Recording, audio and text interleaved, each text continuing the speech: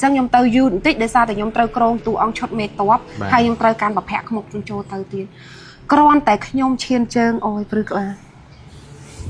con tại nhom chiên trơn châu tàu hay nhom can hẹn một đội bong can chẳng nhom đá can châu tàu phím cái lên score cái tung lên lên đáy nông mọc phang vậy trơn nhom cứ đào vào đá sọt vào đá mẹ rắm hát đôi tôn tàu tang tàu chùm hôi chẳng á quạt mơ mọt đòi phép sần náo khai cứ đo thạ thà quạt sơ tà hồ tập nệ máu á rương tí pí vậy mà đôi hai ca năng vào đó rương tí pí mây cầm pong tại plư sọc so sạp tập thẹn và lư mau lần ngắt chẳng hai thẹn liền ở lâm chẳng hạn này có pong giấy cứ đôi hai ca năng vào đó thẹn ở lâm mau sọ môn đằng cam bị thi là hốt đòi chập cam bị thi á bàn ọt miền liền còn tay cầm lôngไปđể nhóm chiên trương cho tới cứ mệt rồi lầm là hốt bông nó nè chưa lừa pin là hà bông phun đỏ này chưa lơ phơi không ạ ngày nay trong nông non bông phun đỏ này mà score tì tàng hàng cho này mùi đây mình chai sọ tập bô cứ cái lại ấy cứ chai thằng bông phun đỏ miếng cái lại mùi để ở chai bông phun đỏ này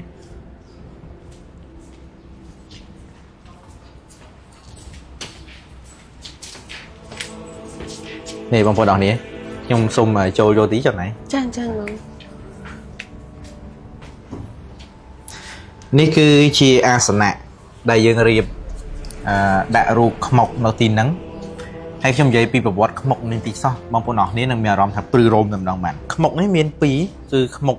ซ้อนังขมกมาขมกมานี่คือขมกปลอกให้ขมกซ้อนั่นคือขมกใส่เพียงชั้นคือจอในปลายขมกใส่ให้เอาไว้เด็กชมจุ่มไล่บุ๋มพดกรอยปีใช้ห้างอ้อห้าวบางคนก็ไล่อาสนะคือละอ้อต่างอ้อคือออดมีการคุยคานเตะส่งใบแต่รูขมกcho nên anh ý dâyปีประวัติขมกในตีมาในอนตาเยอะมันthôi từ bốn hay dân từ bớt thi nè cha ở con bong mình tên rồng lật máu vợ nhung là khơi một ní mình tên tớ nơi về đại dương ban rụi ròn hái chỉ đường chạy đòn tè đại bọn ban cho rùm nông cam thi điệp trăm cách mỗi nơi bờ sát có kề cha đại năm từ bốn bờ sát có kề bờ cả cho chơi sập bátไปติดกับพรcha chẳng hái còn mình điệp trăm chơi thi thông muối đại bẹ con chỉ muốn các bạch côn sờ bạc bọc thò khmaiให้เขาบ้านแบบแพะขมกนี่ได้ดักจอบมาตามลานได้ใจดอนนั่นนะแต่ก็โจร่วมក្នុងការរៀบចំជាអភិសេកដែលគេរៀបដំឡើងកិច្ចឬក៏អីចឹងក្រុងបលីចាអញ្ចឹងក៏ខ្ញុំក្រុងជាឈុតតួអង្គមេតបស្រីមេតបប្រុសហ្នឹងចាកាន់ជាមួយនឹងប្រភពខ្មុកនេះចូលរួមថ្ងៃនេះគឺមានអភិនិហាខ្លាំងទៀតប៉ុន្តែបាច់និយាយថ្ងៃនិយាយអាចនិយាយបានតិចបានអានេះភិនិហានៅក្នុងកម្មវិធីហ្នឹងបែបណាដែរបើសិនជាអង្គពុំបងប្អូនដែលចូលរួមនៅក្នុងព្រឹត្តិការណ៍ថ្ងៃនោះខ្ញុំរំលឹកមកគឺគាត់នឹងចងចាំពីព្រោះនៅក្នុងថ្ងៃនោះមានអ្នកចូលរួមមិនតិចជាង2ទៅ300នាក់ទេអូខេចាអញ្ចឹងពេលដំបូងឡើយគឺមុននឹងខ្ញុំអត់តន់ទៅដល់កម្មវិធីហ្នឹងកម្មវិធីគេដំណើរការដោយធម្មតាចាអញ្ចឹងខ្ញុំទៅយូរបន្តិចដោយសារតែខ្ញុំត្រូវក្រងជាតួអង្គឈុតមេតបហើយខ្ញុំត្រូវការបភៈខ្មុកជញ្ចូលទៅទៀតគ្រាន់តែខ្ញុំឈានជើងអយព្រឹកឡា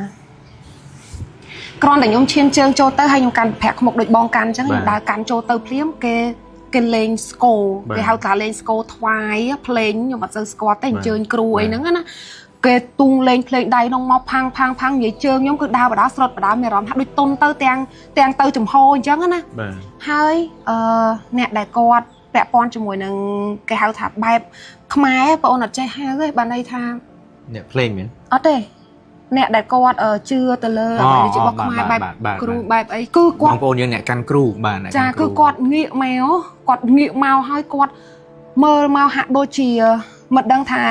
នៅលើខ្លួនខ្ញុំឬក៏មើលមកប្រភពខ្មុកគេគឺ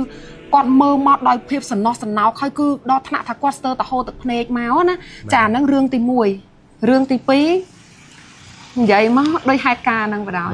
រឿងទី2មេឃកំពុងតែភ្លឺសុកសោះស្រាប់តែធ្លាក់ពលឺមកល្ងឹតចឹងហើយធ្លាក់ភ្លៀងអលឹមចឹងអានេះកំពុងនិយាយគឺដោយហេតុការណ៍ហ្នឹងបណ្ដោយធ្លាក់អលឹមមកស្រក់មុននឹងកម្មវិធីរហូតដល់ចាប់កម្មវិធីបានអត់មានភ្លៀងប៉ុន្តែកំឡុងពេលដែលខ្ញុំឈានជើងចូលទៅគឺមេឃរលឹមរហូតហើយមានថ្ងៃនោះមានខ្ញុំមិនដឹងថាជឿឬអត់ទេណាមានគេសន្ធប់ចូលមកចាតួអង្គនៅនឹងដែលគាត់បាននិយាយអំពីតួអង្គខ្ញុំនឹងនេះចឹងខ្ញុំសូមអត់ចាំបាច់និយាយលើហ្នឹងទេមែនទេបងប្អូនអរគ្នាចុះណៃគាត់និយាយបងប្អូនអរគ្នាជឿឬមិនជឿនឹងបងប្អូនអរគ្នាតែខ្ញុំមានរឿងមួយខ្ញុំបានខ្ចីមកខ្មុកនេះគឺទៅពាក់ថនអក្រីរុំអ្នកដែលទៅជាមួយនឹងខ្ញុំហ្នឹងគឺក្បាលតូចជាងខ្ញុំទេដោយសារតែខ្ញុំមែនតើគឺស្គមនេះក្បាលរៀងតូចគាត់ពាក់មួកខ្មុកនេះ3ដងអត់ចូលគាត់សុំទៀតក៏នៅតែអត់ចូលខ្ញុំមានអារម្មណ៍ថាអភិនិហាមែនទេហើយទីតាំងអាសនៈគឺដូចបងប្អូនបានឃើញនេះវីដេអូនេះគាត់ខ្ញុំចង់បញ្ជាក់ថា នេះជារឿងអភិនិហាមួយដែលនៅហាងចរណៃគឺវត្ថុមានតម្លៃក៏ដូចជាគេដំណើររបស់ខ្មែរយើងដូនតាយើងវាពិតជាមាន spirit អ្នកថែរក្សាមែនហើយ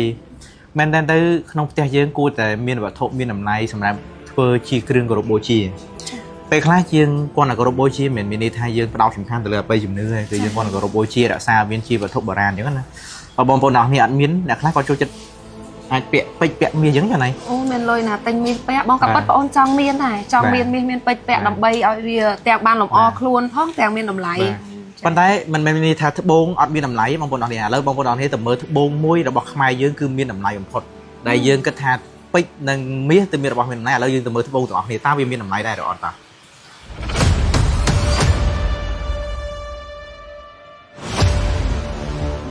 បងប្អូនយើងមួយចំនួនគាត់គិតថាតលតពាក់មាសពាក់ពេជ្រទៅមានតម្លៃប៉ុន្តែមែនតែនទៅត្បូងគឺមានតម្លៃជាងពេជ្រទៅទៀតបងប្អូនជឿទេត្បូងខ្មែរយើងមួយប្រភេទខ្លះគឺមានតម្លៃថ្លៃជាងពេជ្រទៅទៀតថ្ងៃនេះខ្ញុំចង់ប្រាប់បងប្អូនអរគ្នាថាមិនមែនត្រឹមតែត្បូងបបៃលិនដែលថ្លៃទេ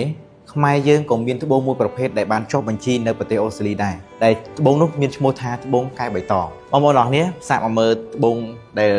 គេច្នៃរូបជាធោរួចហើយនេះបងប្អូនអរគ្នាអាចសម័យមើលថាត្បូងនេះប្រហែលជាគាត់ដែលយើងដូចថ្មម៉ាបថ្មអីដែលយើងមកច្នៃធ្វើជាធោតម្លៃសមរម្យប៉ុណ្ណឹងឥឡូវខ្ញុំនឹងសូមជួបជាមួយនឹងម្ចាស់ហាងតែម្ដងតើត្បូងនេះតម្លៃប្រហែលជម្រាបសួរបងចាជំរាបសួរបងអាចប្រាប់ពីតម្លៃត្បូងធោនេះមួយបានទេបងចាបងតើតើនឹងធោមួយនេះរចនាបថគឺផ្កាច័ន្ទបែបប្រពៃណីខ្មែរយើងហើយតម្លៃវាជាក់ស្ដែងអាចចន្លោះ20,000ជាងដែរបងបាទឥឡូវនេះដោយសារតែយើងមើលឃើញសុតចុះបែកប្រភេទបែកពណ៌មាសនេះតើមួយធោនេះគឺតម្លៃប្រហែលដែរបងធោនេះវិញវាចូលច្រើនដែរបង50,000ជាង50,000ចាដោយសារវាជាធនធានដ៏កម្រហើយអ្វីដែលសំខាន់វាមានឡាយពណ៌មាសហើយមានសារ៉ាយថ្លាដែលយើងបាញ់ឆ្លុះហ្នឹងបងគឺលក្ខណៈធម្មជាតិវាស្អាតមែនតើបងចាសរុបមកបងប្អូនអរគ្នាត្បូងទាំងអស់ដែលយើងបានកំពុងឃើញនេះត្បូងមួយចំនួនគឺយើងត្រូវបានច្នៃទៅជាវត្ថុគ្រឿងអលង្ការលម្អរាងកាយឥឡូវយើងទៅមើលគ្រឿងអលង្ការដែលយើងយកពីត្បូងតែមួយគាត់ថាវាខុសតែលីទេក្រុមហ៊ុន Green Jasper យកមកច្នៃទៅជាគ្រឿងអលង្ការតើតម្លៃប៉ុណ្ណាហើយស្អាតប៉ុណ្ណាតោះទៅមើលអស់គ្នាហើយនេះគឺជាបំណែកមួយនៃត្បូងដែលយើងយកមកច្នៃទៅជាគ្រឿងអលង្ការដែលលម្អរាងកាយតែម្ដងក្រោយពេលដែលបងប្អូនទាំងអស់គ្នាបានដឹងពីតម្លៃនៃត្បូងហើយបងប្អូនទាំងអស់គ្នាឃើញយកមកច្នៃទៅជាត្បូងចេះបងប្អូនទាំងអស់គ្នាប្រកាសគិតថាវ៉ាវត្បូងដែលខ្ញុំយកទៅជូនចរណៃមិនមែនត្បូងដែលយើងគ្រាន់តែពាក់ជាកណ្ដោអនុស្សាវរីយ៍ទេតែជាត្បូងដែលមានតម្លៃទៅវិញបញ្ជាក់ជូនបងប្អូនទាំងអស់គ្នាទៅថាត្បូងដែលយើងយកមកច្នៃទៅជាគ្រឿងអលង្ការទាំងអស់នេះគឺខ្ញុំអាចនិយាយថានៅក្នុងស្រុកខ្មែរយើងក្រុមហ៊ុនដែលយកមកច្នៃទៅជាត្បូងនិងគ្រឿងអលង្ការបែបនេះពិតជាពិបាករកមែនទែនខ្ញុំអាចនិយាយថា Green Jasper គឺជាក្រុមហ៊ុនទី1ហើយដែលយកមកច្នៃតាមពិតទៅត្បូងបងប្អូនទាំងអស់គ្នាសូមបញ្ជាក់ម្ដងទៀតថាត្បូងដែលយើងរកបានអីផ្សេងៗអានេះយើងច្នៃជាជាជាងខ្សែកអីផ្សេងៗណាប៉ុន្តែត្បូងកែវបៃតងដែលជាត្បូងរបស់ខ្មែរនេះគឺយើងយកមកច្នៃបែបនេះគឺខ្ញុំសូម្បីតែខ្ញុំជា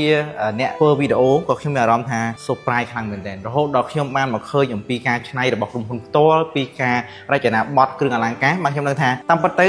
យើងគួរណាស់តែចាប់ដើមងាកមករកនិងឲ្យតម្លៃនៅអ្វីដែលជាខ្មែរបន្ទាប់មកទៀតត្បូងទាំងអស់នេះគឺតម្លៃបើយើងលក់វិញយើងអាចនិយាយថាក្រុមហ៊ុនលក់ដូចយើងជូនបងប្អូនទាំងអស់គ្នាឲ្យបានពាក់ទាំងអស់គ្នាដែលជារបស់ខ្មែរអញ្ចឹងហើយត្បូងទាំងអស់នេះវាពិតជាមានតម្លៃស័ក្តិសមបងប្អូនទាំងអស់គ្នាកុំឲ្យគិតថាគាត់តែពាក់លម្អឲ្យក៏វែងចោលតែបើបងប្អូនអរនេះបានដឹងពីតម្លៃនៃត្បូងនេះហើយដែលយើងបានចុះបញ្ជីនៅលើពិភពលោកហើយយើងបានយកមកច្នៃទៅជាគ្រឿងអលង្ការបែបខ្មែរនេះទៀតបងប្អូនអរនេះនឹងយល់អំពីតម្លៃនៃត្បូងនេះហើយបងប្អូនអរនេះមើលខ្ញុំគិតថាសម្រាប់បងប្អូនអរនេះដែលមានម្ដាយគាត់ចាស់ជរាធម្មតាគាត់នៅតែឯងគាត់អាសាទៅផ្សារទៅអីចឹងដាក់របស់មានតម្លៃពេជ្រមាសអីចឹងអាចនឹងចោលឆក់អីមានបញ្ហាប៉ុន្តែបើប្រើត្បូងចេះអាចជួយដល់សុខភាពគាត់អាចជួយដល់ការគិតនិងការគេងផងគាត់ហើយទីពិសេសហ្នឹងគឺការរស់ស៊ីបងប្អូនអរនេះបើសម្រាប់អ្នករស់ស៊ីវិញខ្ញុំគិតថាពាក់ត្បូងគឺស័ក្តិសមបំផុតហើយត្បូងទាំងអស់នេះបងប្អូនធ្លាប់ឮពាក្យត្បូងដែលត្រជាក់ត្រជុំដូចខ្មែរយើងធ្លាប់មានប្រវត្តិត្បូងព្រះកែវមរកតអញ្ចឹងពេលដែលដាក់មកដល់ក្នុងប្រទេសកម្ពុជាយើងត្បូងហ្នឹងគឺជួយដល់ប្រជាជនយើងមានសុខសុវត្ថិភាពមានសន្តិភាពហើយសុខចម្រើនតម្រង់ពេលខ្លះការដែលយើងប្រើប្រាស់ត្បូងវាពិតជាមានតម្លៃនិងមើលទៅវាលម្អដល់រាងកាយយើងល្អមែនទែនកាលណាបើរាងកាយយើងមើលទៅដល់លម្អមានសោភ័ណភាពមើលទៅមានសេរីរាសី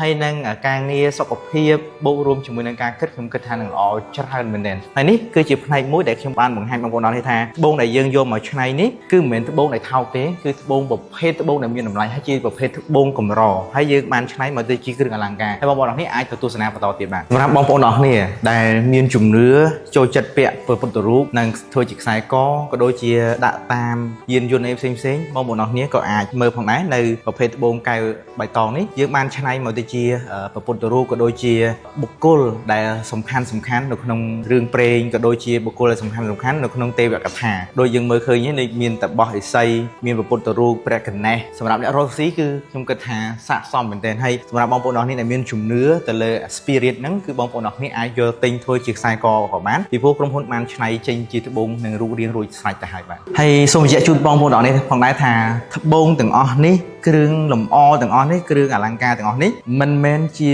ត្បូងឬក៏គ្រឿងអលង្ការដែលធ្វើដោយគ្រឿងចក្រឬគ្រឿងម៉ាស៊ីនទេគឺធ្វើដោយដៃហើយជាងដែលធ្វើហ្នឹងក៏យើងចម្រាញ់សែនគាត់ផងដែរគឺអត់មានកាត់អីទេគឺខ្មែរសុទ្ធបាទនិយាយលេងសើចគឺគាត់ជាជនជាតិខ្មែរយើងហើយរចនាបថនៃត្បូងទាំងអស់គឺយើងធ្វើបែបខ្មែរយើងតែម្ដងអញ្ចឹងបងប្អូនអរគ្នាទិញត្បូងនេះប្រើប្រាស់ទី1គឺបងប្អូនអរគ្នាបានចូលរួមចំណែកជួយដល់ការងារទី2បងប្អូនអរគ្នាជួយគាំទ្រផលិតផលក្នុងស្រុកដែលផលិតដោយជនជាតិខ្មែរយើងទី3យើងបានចូលរួមផ្សព្វផ្សាយអំពីត្បូងរបស់ខ្មែរយើងឲ្យពិភពលោកបានស្គាល់ជនជាតិចិនភាគច្រើនមកខ្មែរយើងគឺជួយប្រើអង្កាំដោយសារតែគេអាចផលិតបានអង្កាំហ៊ុនគេប៉ុន្តែខ្មែរយើងអាចផលិតអង្កាំបានដោយខ្លួនឯងយើងគួរតែចូលរួមពាក់ទាំងអស់គ្នាហើយពាក់ត្បូងទាំងអស់នេះមិនមែនដូចខ្ញុំបញ្ជាក់ជូននេះមិនមែនជាគ្រាន់តែជាកាដូអនុស្សាវរីយ៍ទេគឺជាត្បូងដែលមានតម្លៃអញ្ចឹងបងប្អូនអរគ្នាពាក់ហើយបងប្អូនអរគ្នាអាចមាន history មានន័យថាមានប្រវត្តិនៃការ detail ទៅឲ្យអ្នកដែលសួរយើងបានទៀតអានេះដែលជាគុណតម្លៃមួយដែលយើងបានធ្វើវាចេញជាសមិទ្ធផលអំពីហាងត្បូងកែវបៃតង Green Jasper បាទសម្រាប់បងប្អូនអរគ្នាដែលមានចំណាប់អារម្មណ៍ចង់ទិញបងប្អូនអរគ្នាអាចទំនាក់ទំនងតាមរយៈគណនី Facebook Page ខាងលើនេះឬក៏លេខទូរស័ព្ទខាងលើនេះបានបាទអរគុណច្រើន